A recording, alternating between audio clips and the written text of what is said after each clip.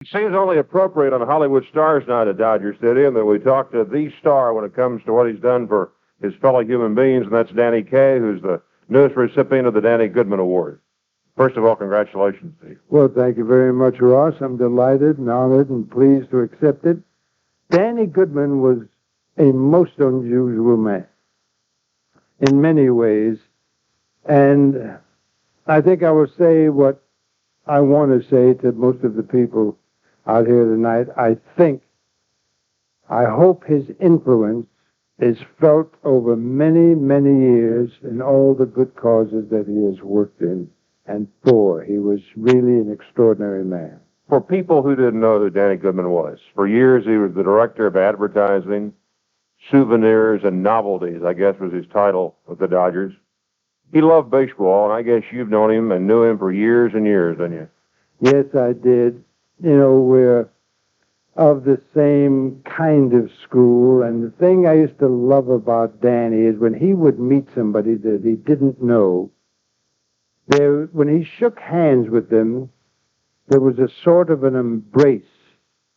You felt that he was embracing you and showering you with affection and kindness and would be willing to do almost anything for you if you were interested in some good cause for other people. Mm-hmm.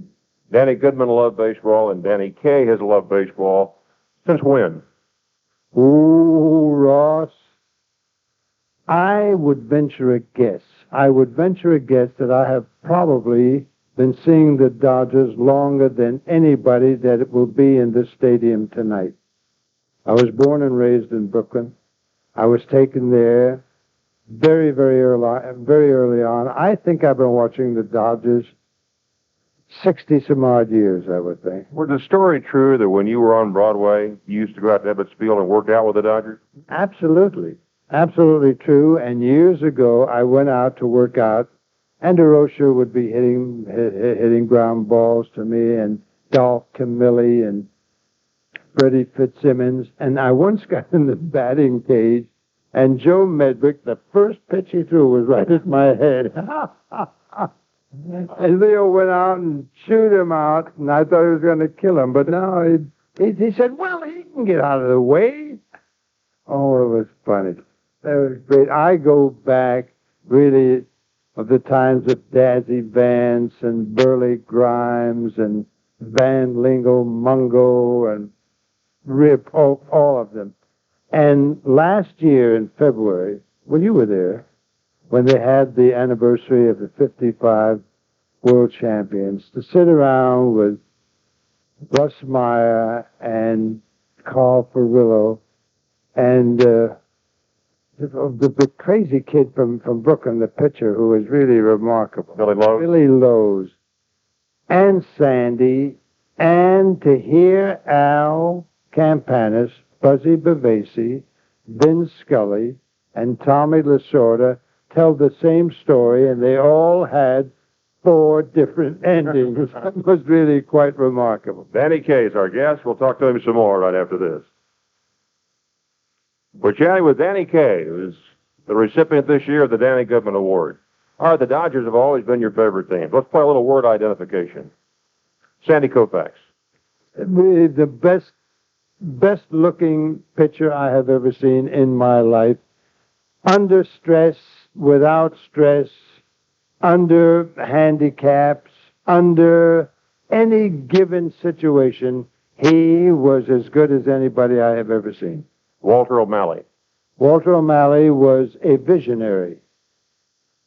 He really was. And the fact that baseball is really the national pastime can be laid directly at the feet of Walter O'Malley. Peter O'Malley. Peter O'Malley inherited many, many of the qualities of Walter O'Malley, and I've known Peter ever since he was a child. There's a kind of a quality that Walter said it better than anybody. He said, Peter is soft and he's gentle, and like silver, he has to be hammered. And he did. He sent him to Spokane, and he sent him to Tacoma, wherever the farm clubs were, and Peter came out a molded, sizable young man. Favorite player? As a player or as a person? As a player. I think I will have to live a very long time before I see anybody who did as many things as well as Mr. Giuseppe DiMaggio.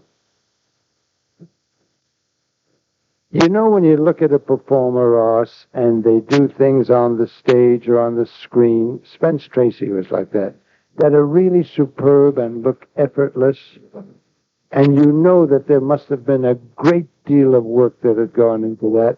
That is the feeling I used to get from DiMaggio.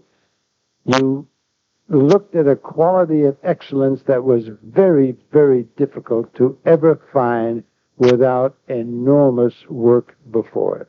Danny, 4 weeks from tomorrow night, Hollywood Bowl. You'll be conducting the LA Philharmonic, September 8th. Yes. I'll be there, and I hope a lot of people are, and congratulations to you tonight. Thank you, my friend. I hope you'll be there where I can see you, and I hope a lot of people listening will be there, and I love you all, and come out and watch us win the division and then the World Series. Danny Kaye has been our guest, and we'll have more right after this. So I say D, I say D-O, D-O-D, D-O-D-G, D-O-D-G-E-R-S, team, team, team, team, oh. I say O-M, O-M-A, O-M-A-L, O-M-A-L-L-E-Y, oh really? No O'Malley.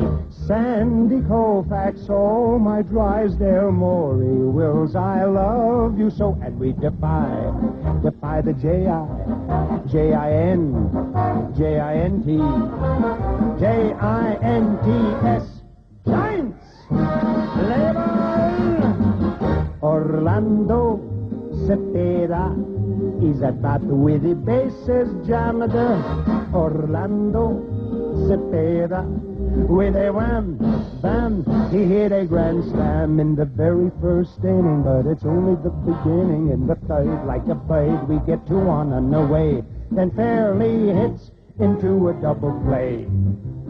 Here comes Big Frank Howard, yes sirree, boy what a swing! Strike 3. O-dem B, O-dem B-U, B-U-M, B-U-M-S, them bums, them try bums, oh they may be bums, but they're my bums. Top of the 5th, say hey Whirly Mays hits a 3-bagger down the right field line, but he's out trying to stretch it to a homer as Roseboro tags him on the bottom of the spine with the crack you can hear all the way back up to San Francisco. Open your hospital.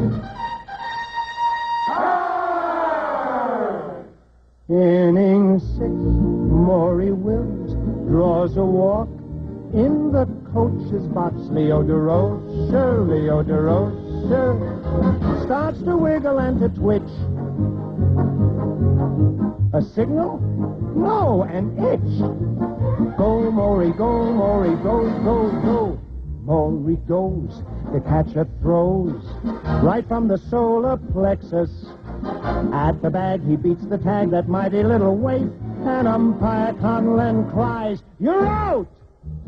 Out? Out? Down in the dugout, Alston glowers. Up in the booth, Vin Scully frowns. Out in the stands, O'Malley grins. Attendance 50,000. And what does O'Malley do? Bottom of the 9th, 4-0, last chance. Push the button. Oh, we're pleading, begging on our knees. Come on, you Flatbush refugees. Maury Wills at bat, hit it for me once. Stu Miller throws, Maury bunts. Cepeda runs to field the ball, and Hiller covers first. Haller runs to back up Hiller. Hiller crashes into Miller. Miller falls, drops the ball. Conlon calls safe. Yay, Maury! Gilliam up. Miller grunts. Miller throws. Gilliam bunts. Cepeda runs to field the ball and Hiller covers first. Haller runs to back up Hiller. Hiller crashes into Miller. Miller falls, drops the ball. Conlon calls, safe. Yay, Conlon! Willie Davis gets a hit and Tommy does the same. Here comes Mr. Howard with the chance to win the game. Hit it once. Big Frank bunts. Cepeda runs to field the ball. So does Hiller. So does Miller. Miller hollers Hiller. Hiller hollers Miller. Haller hollers Hiller. Points to Miller with his fist. And that's the Miller Hiller Haller Hallelujah twist. The Davis score is 4-4. Howard still running the bases. From second to third, it's almost absurd. Amazement on everyone's faces. He's heading for home. He hasn't a chance. The poor nut is going to be dead. But the ball hits him right in the seat of his pants. And he scores. That's using your head.